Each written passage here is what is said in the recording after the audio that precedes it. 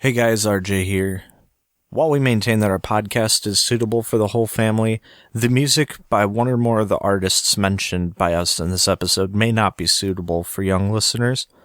Also, I would like to give fair warning that one of the band names mentioned in this episode does contain a reference to the leader of the World War II Axis power, so I guess just in general, listener discretion is advised. With that said, let's get on to today's episode.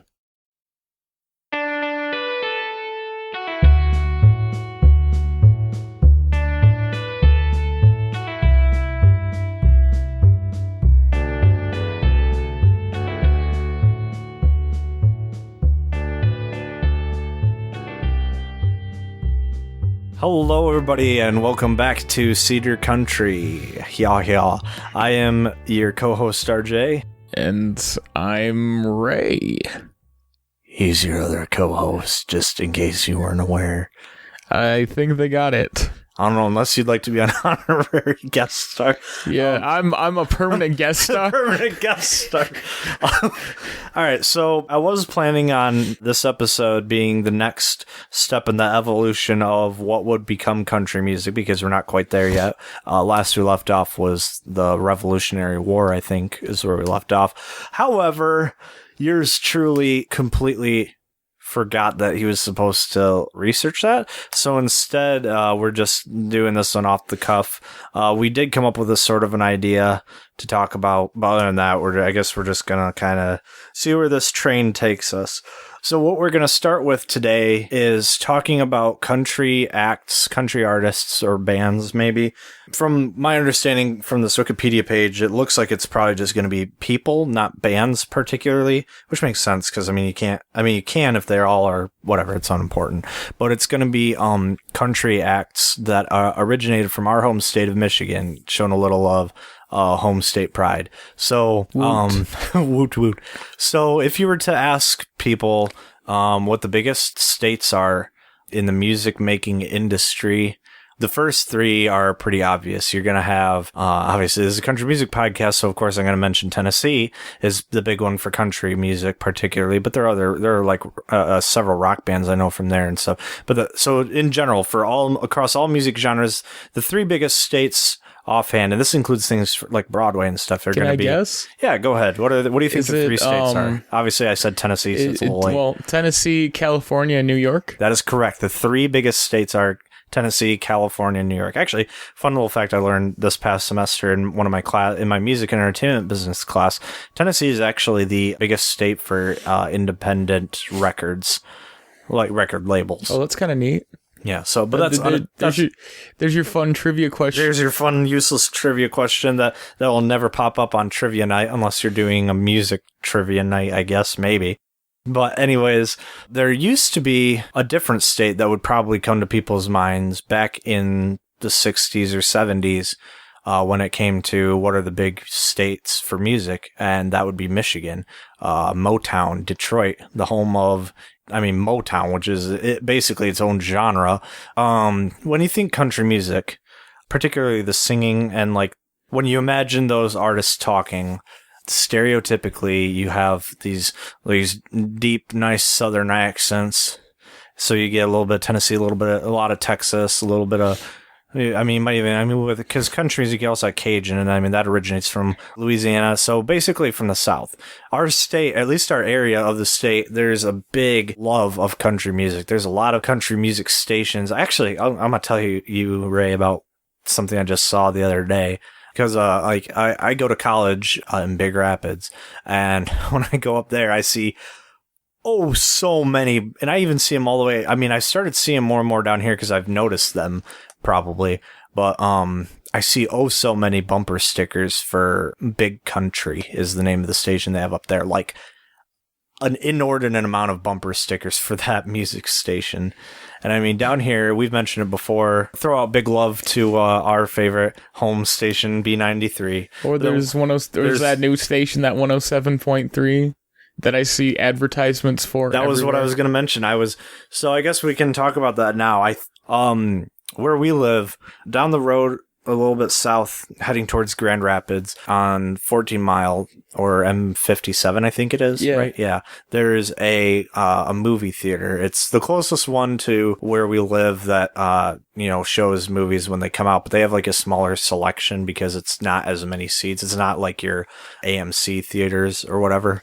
But I went and used the restroom facilities there, and I was standing there in my little stall, and I look up, and in their little advertising thing that's right there, it says, "Make the switch, Thunder 107.3," which is one you were just talking about. Nobody plays more country. Nobody plays more country. And I was like, wow, I had actually never heard of it until this point. And I was also a little mad because, I mean, I don't know the accuracy of that statement, but that used to be the slogan for the longest time for B93.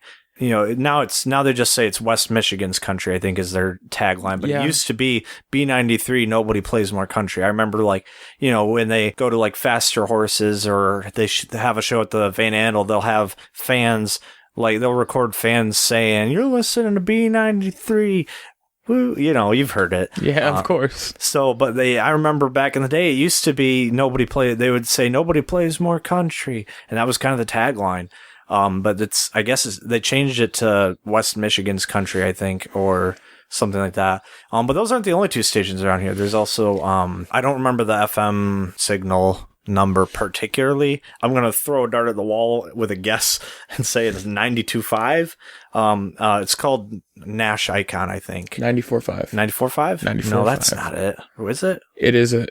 But anyways, so there's definitely a big audience because we just listed basically off the top of our heads like five different country music stations around here.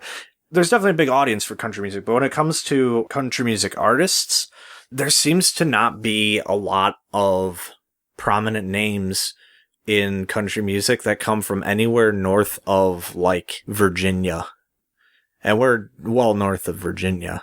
In fact, I mentioned it before in an earlier episode, but there's this kind of subgenre of pseudo country when you get up north. I mentioned the artist the Youpers, and it has its own Youper style of music. It's like a comedy troupe that does heavy comedic Youper accents, but it kind of feels like a sort of country, because country music is primarily about, it's about live instruments, not electronic for the most part. I mean, you can get some modern country music, but we aren't here to talk about that today. We've talked about that a little bit before, but so we definitely have history of country music, and I guess it's the first artist that we can bring up, while it's not strictly country at all, is an artist.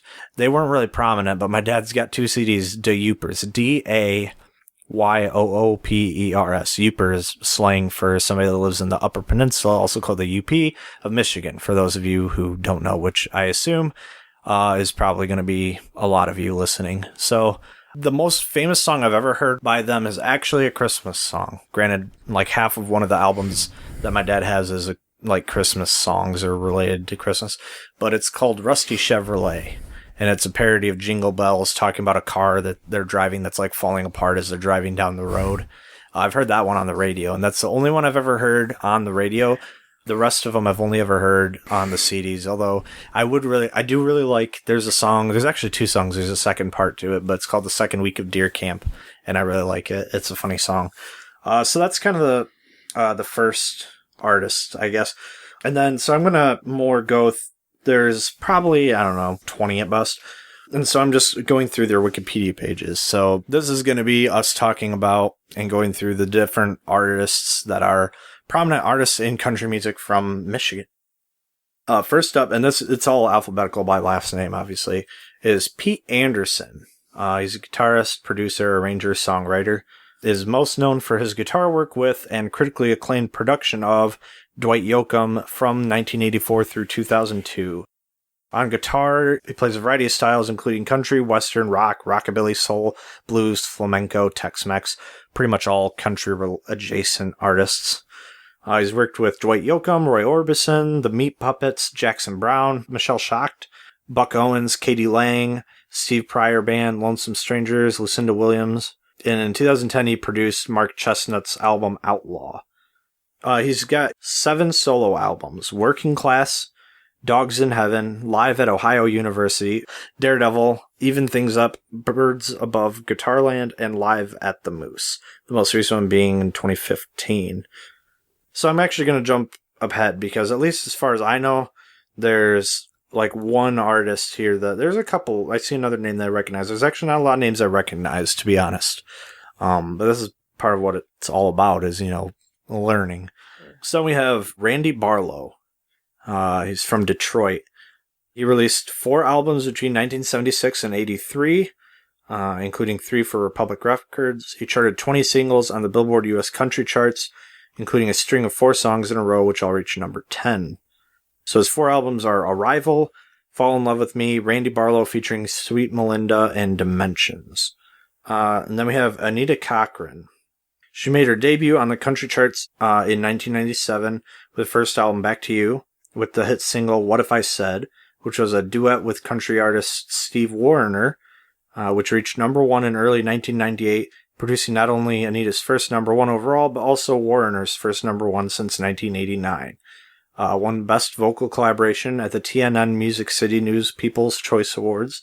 Although she never charted, at least so far, on the top 40 on the country charts, again, she recorded a second album for Warner Bros. Titled Anita before leaving the label to pursue other career opportunities. She appeared in the movie The Dukes of Hazzard in Hollywood, starring as Tom Wopat's love interest, which included 4 of her original songs. She's from South Lyon, Michigan. Pete Anderson, by the way, is from Detroit as well. And then we have Stephen Cochran. It doesn't say if there's any relation. In 2009, he was named as a spokesman for the U.S. Department of Veterans Affairs Research and Development. He was raised in Waterford, Michigan. It says some of his students' close friends are from that time in his life and considers Michigan just as much a hometown as Kentucky and Tennessee. So he's basically from Michigan, although I don't know if that's actually where he was born. He's had 5 albums, a self-titled album, Stephen Cochran, Leaving Louisiana, Pieces, Stephen Cochran Project, and American Loser, which actually just came out in 2017.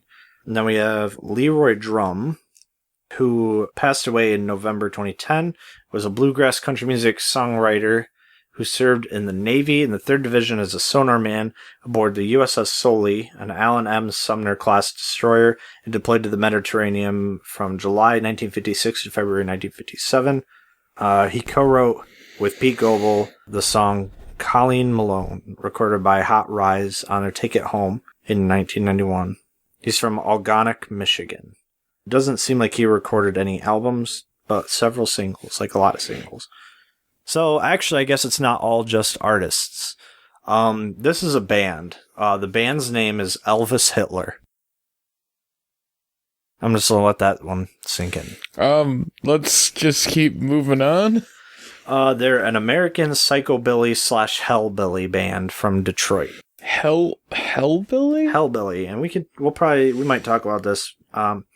It's more prominently known as gothabilly. It's an offshoot of psychobilly, influenced by the goth subculture. The name is a portmanteau word combining goth and rockabilly, first used by the Cramps in the late 1970s to describe their somber blend of rockabilly and punk rock.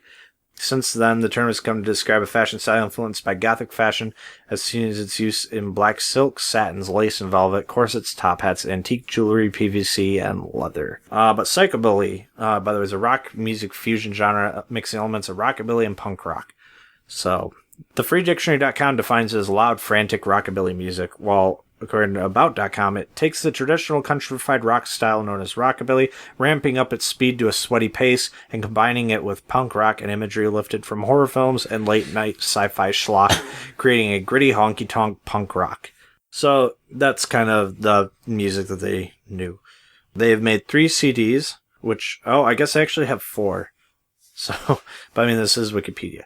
So they're active until looks like about 1990. It says they're active till 92. So maybe this last one is just a compilation album, but their last release was in 1994. So it's Disgraceland, Hellbilly. This is all one word, and I think it's supposed to be a play on supercalifragilisticexpialidocious. Super sadomasochistic expialidocious, yeah. And then From Hell to Eternity. So, yep. So that's a band that exists. Oh, really? Okay, we'll get back to that one. So a surprise for me. So there are several, now that I'm scrolling through and actually looking, because I was only glancing, I'm seeing several names I do recognize. So I'm going to save those, and I'm going to go through, because I'm going to go through all of them. Then we have Rod Hart. He was a one-hit wonder. In 1977, released CB Savage, which charted on both the magazine pop and country charts. It's an answer song to Convoy. Okay, the song was a gay-themed takeoff on the Citizens Band radio fad and featured a Smokey, highway patrolman, pretending to be a gay truck driver over the CB radio. The patrolman's masquerade distracts the lead trucker in a convoy who is listening to him, allowing the highway patrol to bust the 5-truck convoy for speeding. AllMusic called it, quote, one of the most bizarre country novelty hits of all time, end quote. He also wrote music enacted in the 1970s Steve McQueen rodeo film Junior Bonner. He wrote 2 songs for the movie and appeared in the barroom brawl scene. The only album that it shows they ever released was Breakaroo from 1977. Then we have Harlan Howard, who was an American songwriter, principally in country music, in a career spanning 6 decades. Was married to country singer Jan Howard. Is from Detroit. So after a few minor successes, his song Pick Me Up on Your Way Down was recorded by Charlie Walker and went to number 2 on the charts in late 1958. 1959, Ray Price had a hit with the song he wrote called Heartbreaks by the Number, and a pop version song performed by the number, Heartbreaks by the score. And then a pop version of the song performed by Guy Mitchell went to number 1 on the pop chart, and he moved to Nashville, so makes sense. Among his biggest hits is I Fall to Pieces, co-written by Hank Cochran and recorded by Patsy Cline. Cline and Candy Staton also recorded his He Called Me Baby, which was later a number 1 country and western hit for Charlie Rich's She Called Me Baby. And then, though not often thought of as a writer of rhythm and blues songs, Howard wrote Joe Simon's number 1 R&B chart hit, The Chokin' Kind, million-selling record in 1969. He also wrote the classic Kingston Trio song Everglades and the song Busted, originally a hit for both Ray Charles and Johnny Cash and later a hit for John Conley, who used the song to create awareness for Feed the Children. The song The Wall, which became a hit for Johnny Cash on his album Orange Blossom Special, as well as his Live at Folsom Prison album. So Harlan Howard formulated the oft-quoted definition of a great country song, 3 chords and the truth. He was inducted in the National Songwriters Hall of Fame in 1973, Country Music Hall of Fame in 1997, Songwriters Hall of Fame also in 1997. He died in Nashville in 2002 at age 74.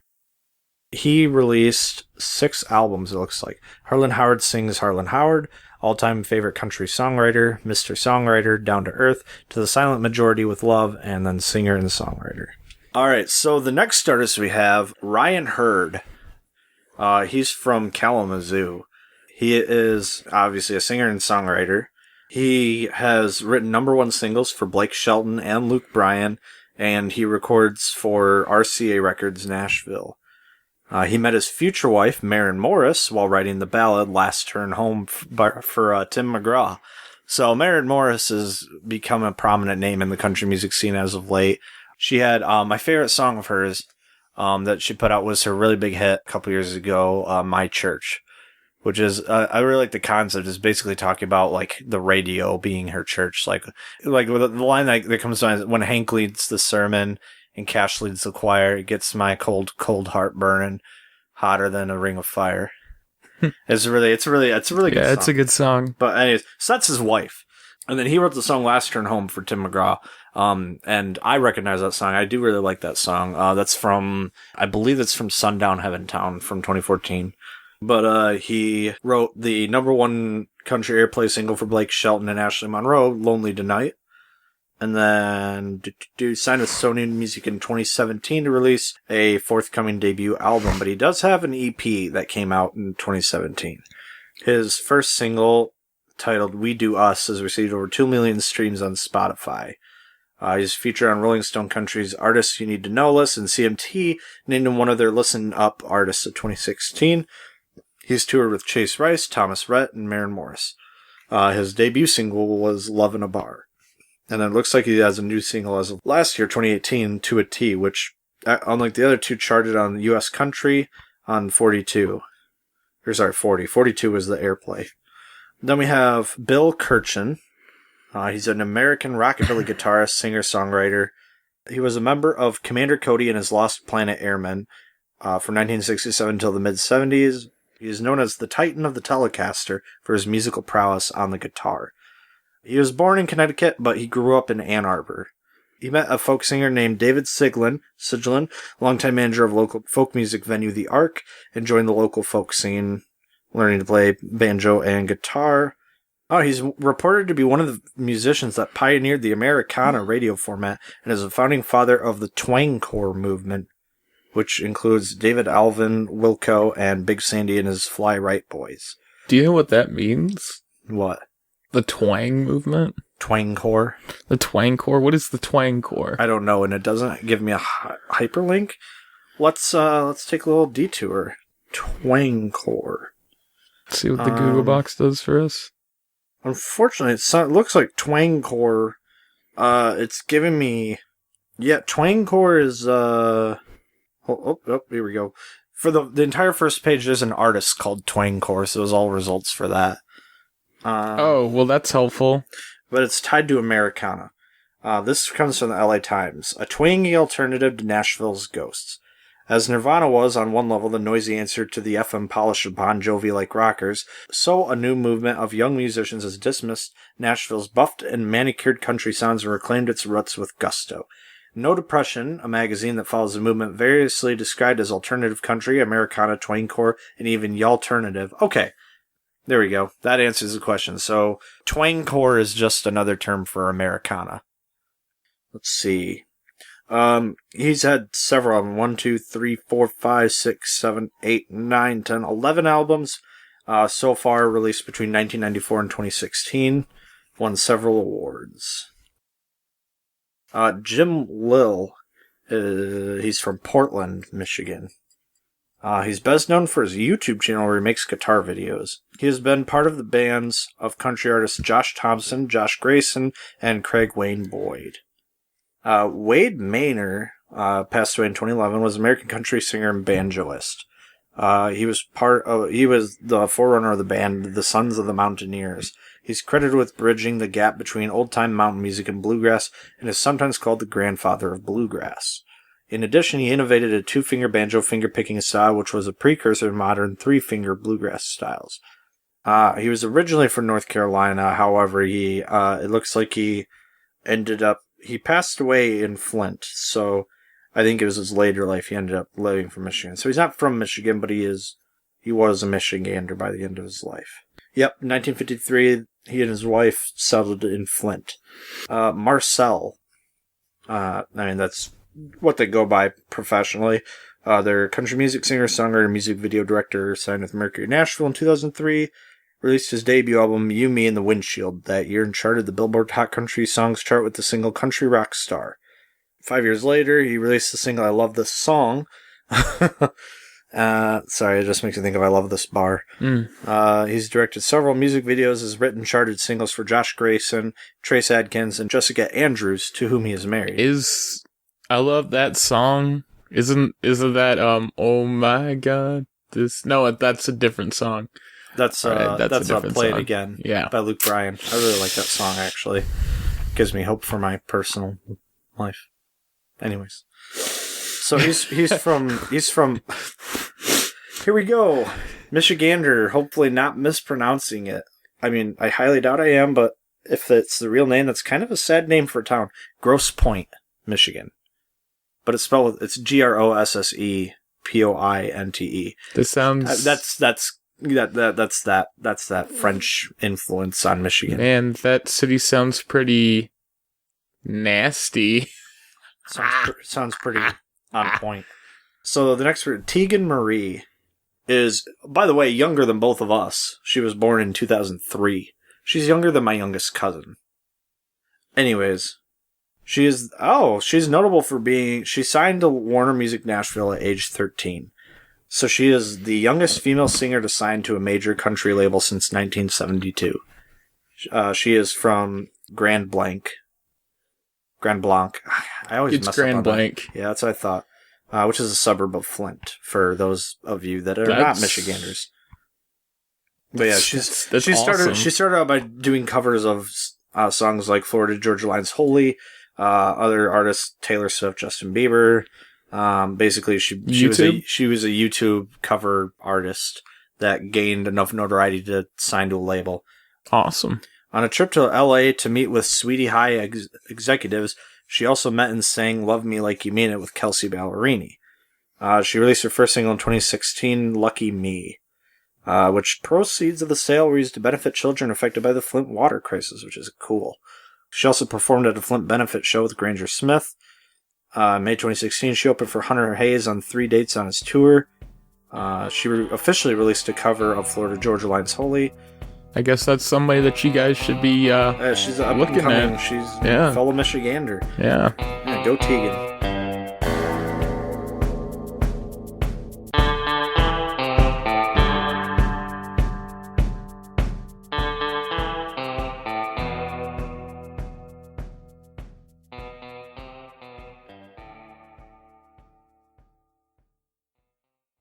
Hey everybody, this is RJ, Ash, Ray, Brandon, Harrison, and Bronson.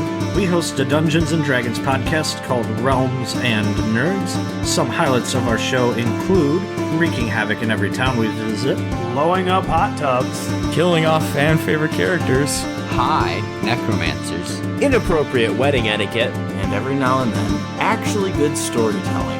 Join us in the realms of Pridea for fun fantasy adventures. You can find us on Podbean, iTunes, Google Podcasts, Spotify, or just about wherever you get podcasts.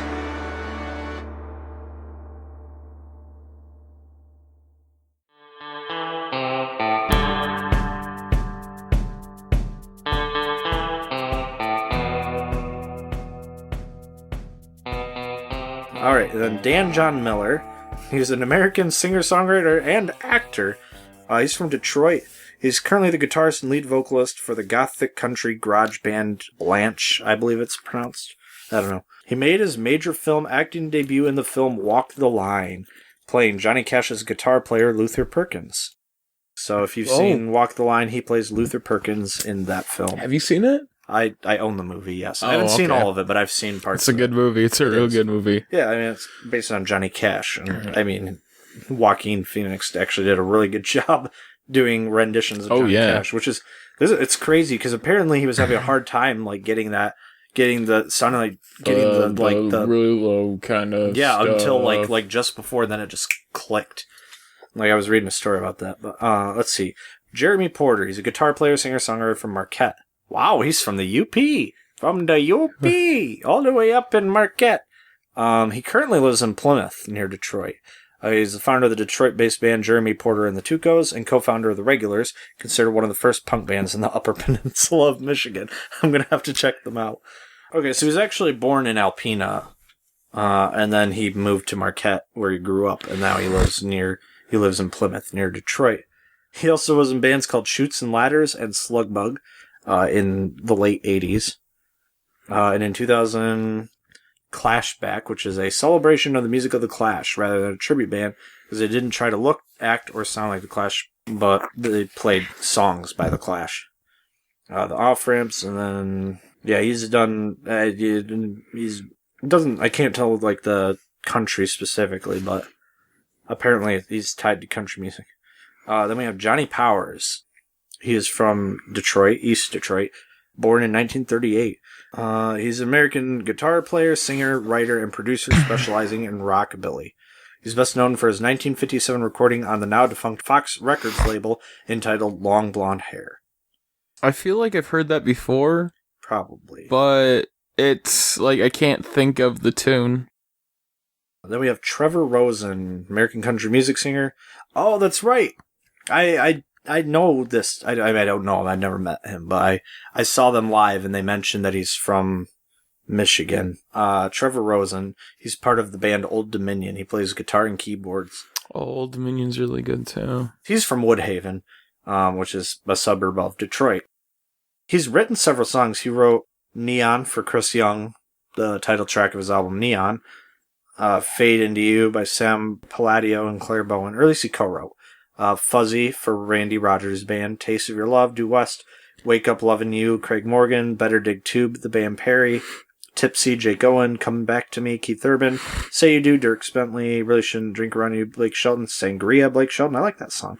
And then several Old Dominion songs, most notably Break Up With Them. Also Nowhere Fast, Beer Can and Truck Bed, Wrong Turns. Scarecrows by Luke Bryan. I Met a Girl, that's a good song by William Michael Morgan. Co-wrote I Hate Love Songs for Kelsey Ballerini. That's a good song. I like that one. But anyway, so he's the keyboardist for Old Dominion. He's done some songwriting too. Daniel Joseph Schaefer, American pop, country music, and Christian singer, guitarist, songwriter, and actor. He's from Mount Pleasant, so basically just a little bit east of where I go to school. He was prominent in Detroit in the 70s, Nashville in the 80s and 90s.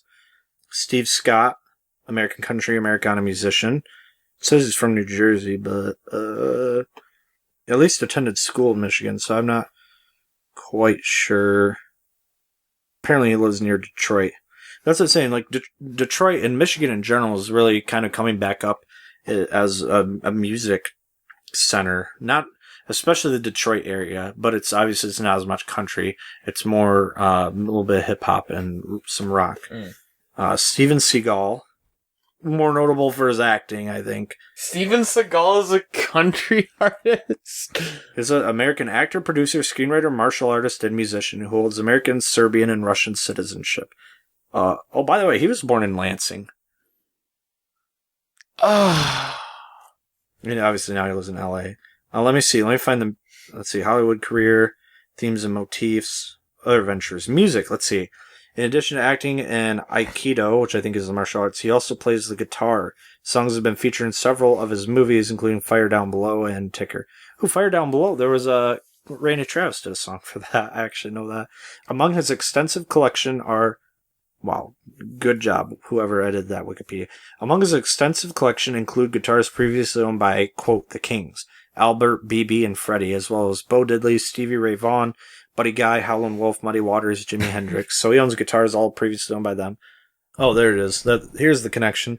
In 2005, he released his first album, Songs from the Crystal Cave, which has a mix of pop, world, country, and blues music. Duets with Tony Rebel, Lieutenant Stitchie, Lady Saw, and Stevie Wonder. The soundtrack to his 2005 film Into the Sun features several songs from the album. Did another album called Mojo Priest, which seems to be blues related. So yeah, the more you know. Boom, boom, boom, boom.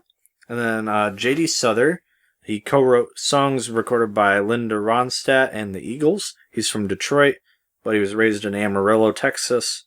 He wrote Run Like a Thief, which was recorded by Bonnie Raitt. Yeah, he co-wrote some of the biggest hits for the Eagles, including Best of My Love, Victim of Love, Heartache Tonight, and New Kid in Town, and How Long.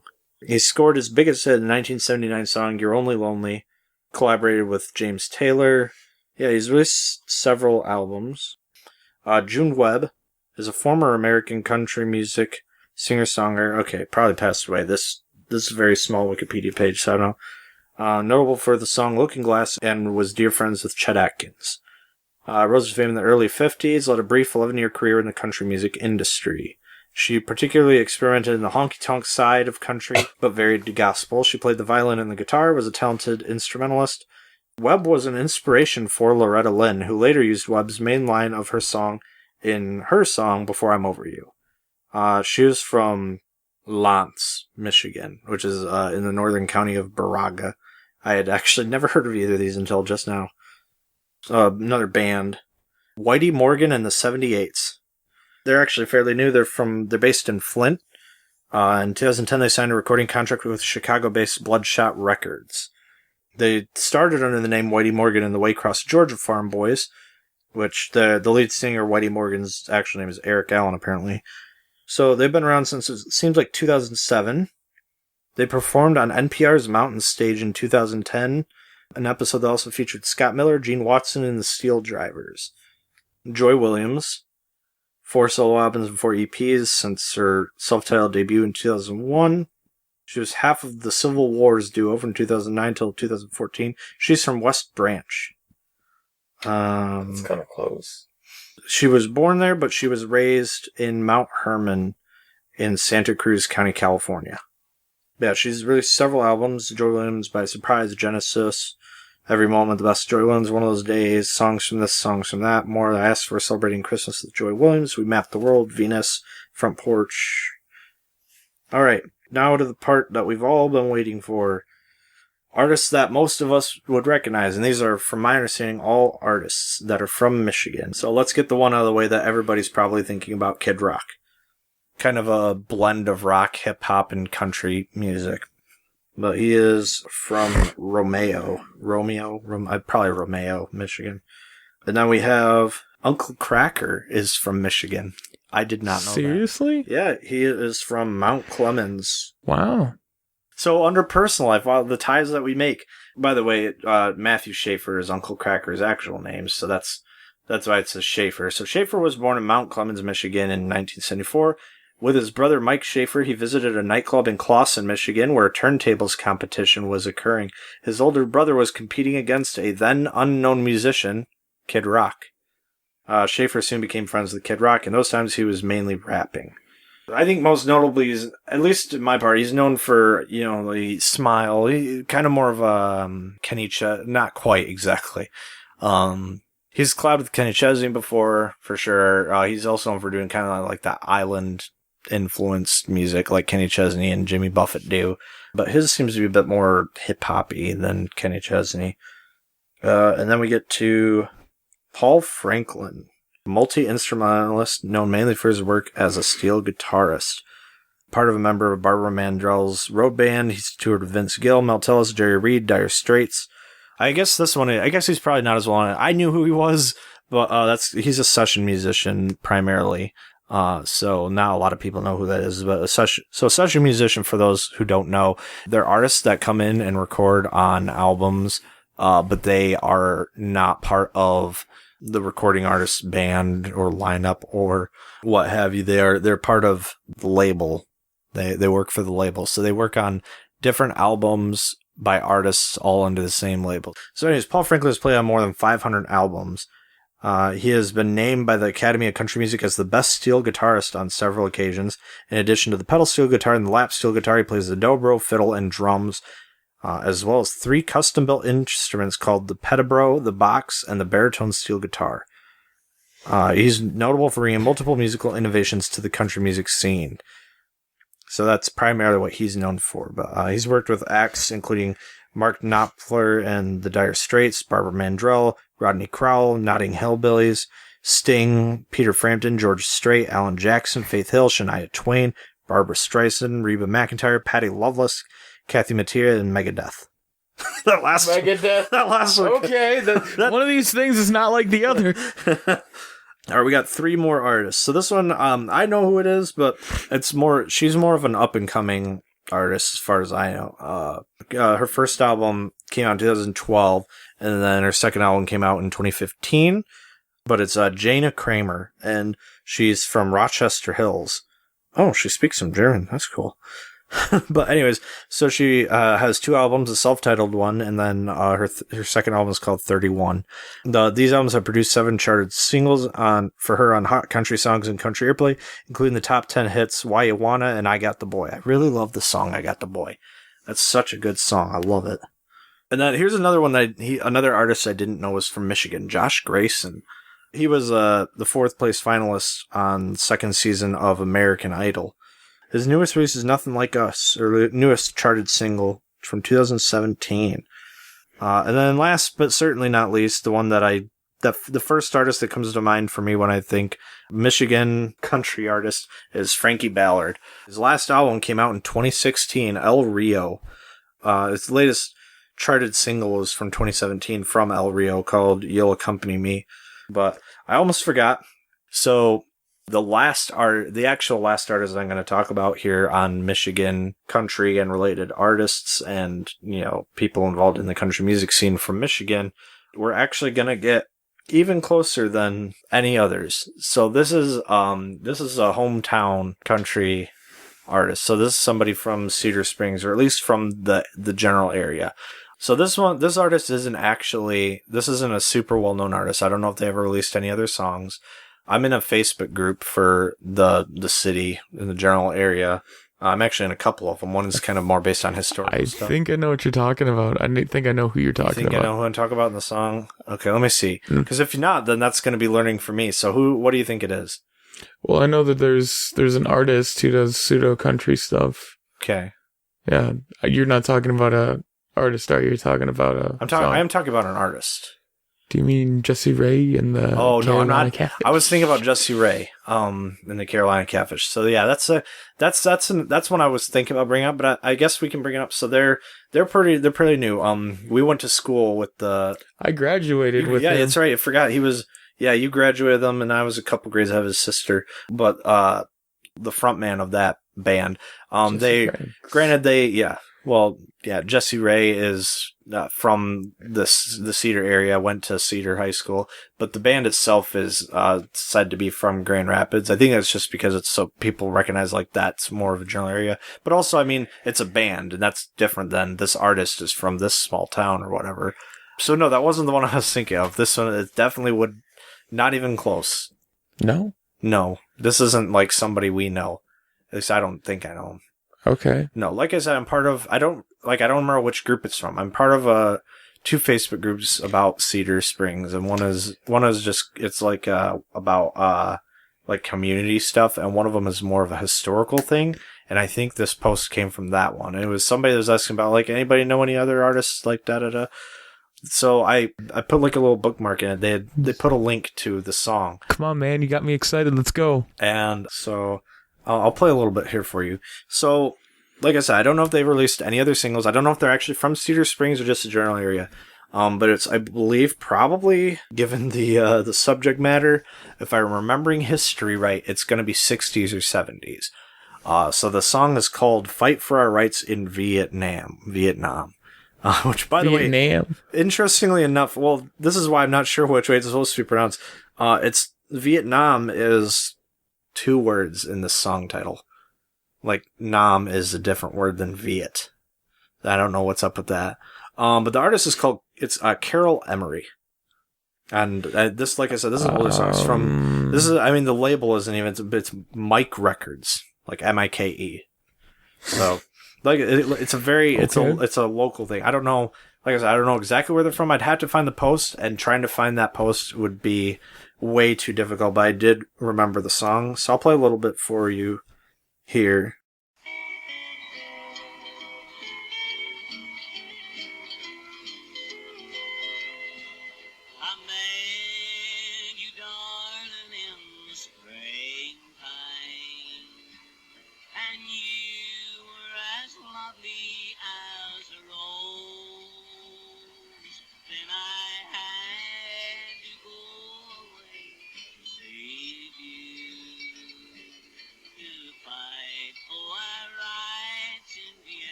Okay, so it's Vietnam. I hadn't heard the song in a while. So I'll obviously, like all of our episodes, there's going to be a playlist that has all the songs that we talk about, or a prominent song by an artist that we might mention in the playlist when that gets around. So you can find that on our YouTube channel, and you can find this song will be in that playlist for this episode, and you can listen to the whole thing later. Rail, if you'd like to, I can link you the YouTube video for it. That'd be nice. Doesn't it make you think of like Hank Williams Sr. kind of? That's what I was gonna say. The weird thing is, so let me see. Okay, that makes sense.